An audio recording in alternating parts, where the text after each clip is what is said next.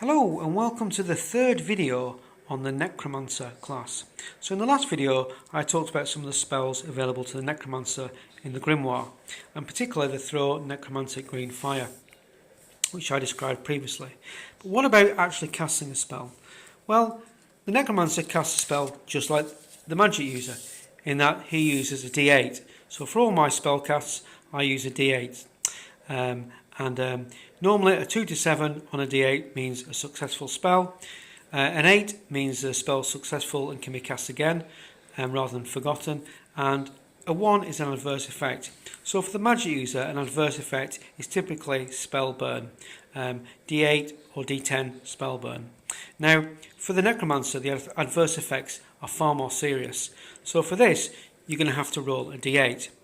Now the first thing to note is that an 8 is no effect. So if he rolls an 8 on the adverse effect, then he's all right, he's lucky. But if he rolls a 1, which is probably the worst result, then there's a chance of ghoul transformation. This means the magic user will have to save versus magic. If failed, then that's immediate ghoul transformation. Now at a higher level, level 8 or 9, this is lich transformation, which I'll describe later. Now if he rolls a 2, it's a loss of 2 strength. If he rolls a 3, loss of d4 charisma. A 4 cancels that, so that's one thing to bear in mind. And this really equals appearance change. The Necromancer is becoming, well, more like a Necromancer. You know, you can just imagine the appearance change. Number 4 and 5 means an aversion, and number 6 and 7 means an ability. Now I'll quickly describe aversion and ability.